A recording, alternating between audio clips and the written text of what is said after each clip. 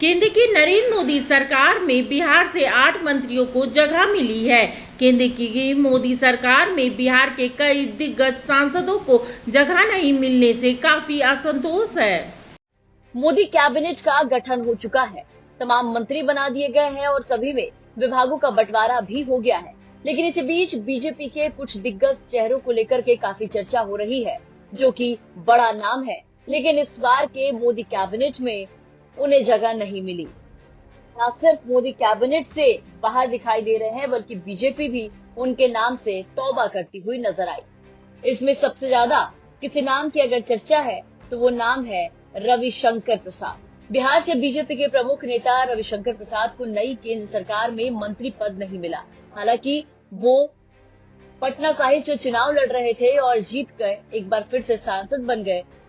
बता दें कि पटना साहिब से लगातार दूसरी बार रविशंकर प्रसाद ने जीत दर्ज की और सांसद बने। इससे पहले मोदी सरकार में मंत्री रह चुके हैं, लेकिन इस बार उन्हें मोदी सरकार में कोई भी पद नहीं मिला। राजीव प्रताप रूडी की अगर हम बात करें तो राजीव प्रताप रूडी भी भाजपा के बड़े और दिग्गज नेताओं में से एक है, जिन्हें इस बार मंत्री पद नहीं मिला। अटल बिहारी वाजपेयी के कार्यकाल में केंद्रीय मंत्री रहे रूडी को इस बार मोदी कैबिनेट में शामिल नहीं किया गया।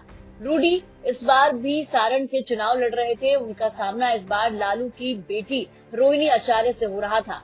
लालू की बेटी रोहिणी आचार्य को रूडी ने हराया। इससे पहले 2019 के लोकसभा चुनाव में उन्होंने लालू प्रसाद यादव की समधी चंद्रिका राय और 14 में लालू की पत्नी राबड़ी देवी को हराया था। लेकिन इस बार जीत के बाद भी राजीव प्रताप रूडी को मोदी कैबिनेट में जगह नहीं मिली। वहीं तीसरे नाम की चर्चा हो रही है, वो नाम है राधा मोहन सिंह। पूर्वी चंपारण से 6वीं बार चुनाव जीत चुके राधा मोहन सिंह को भी केंद्रीय मंत्रिमंडल से बाहर रखा गया। मोदी के पहले कार्यकाल में वो कृषि मंत्रालय संभाल चुके हैं। बीजेपी के दिग्गज नेताओं में इनका नाम आता है, संघ से काफी नजदीकी भी है, लेकिन इसके बाद भी बीजेपी ने इन्हें मंत्रिमंडल में कोई भी पद नहीं दिया।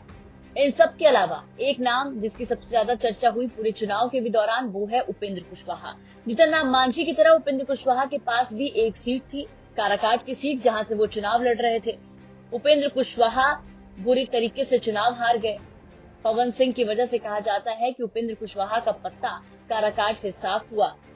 उपेंद्र कुशवाहा को लेकर के ऐसी चर्चा है कि जीत मिलने पर उन्हें जीतन राम मांझी की तरह मंत्री पद हासिल करने की उनकी संभावना थी। 2014 में उपेंद्र कुशवाहा को मोदी के पहले कार्यकाल में केंद्रीय मंत्री बनाया गया था, लेकिन इस बार कुशवाहा जैसे ही काराकाट सीट पर हार का सामना करते हैं, वैसे ही मंत्रिमंडल से भी इन्हें बाहर का रास्ता दिखाया जाता है।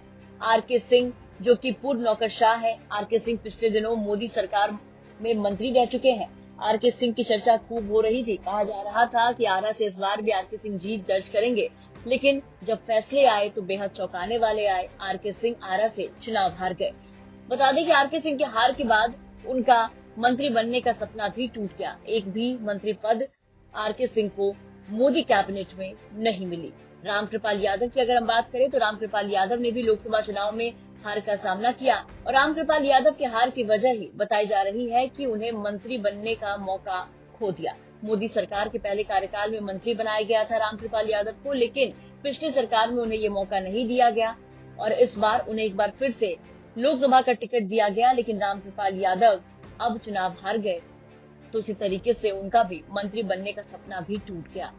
ऐसे तमाम नाम हैं जो कि बीजेपी के दिग्गज नेता की लिस्ट में शामिल है, लेकिन इस बार उन्हें मंत्री पद नहीं दिया गया है, जिसको लेकर के चर्चा हो रही है कि बड़ा नाम होने के बाद भी कोई नाम काम नहीं आया। मिनी लंदन मैक्लुस्कीगंज प्रकृति की गोद में बसा ड्रीम डेस्टिनेशन आपका कर रहा है इंतजार। आइए अपने यादगार लम्हों को बिताइए ड्रीम डेस्टिनेशन में। राजधानी रांची से महज 50 किलोमीटर दूर आपका अपना ड्रीम डेस्टिनेशन। जब टूटती है आस, जब थकती है सांस, जब रूठते हैं अपने, मुंह मोड़ता है जमाना, जब अंगड़ाई लेता है संकल्प, फिर बनती है कहानी, बनते हैं अनमिट निशान। देखिए मेरे साथ संघर्ष की दास्तां।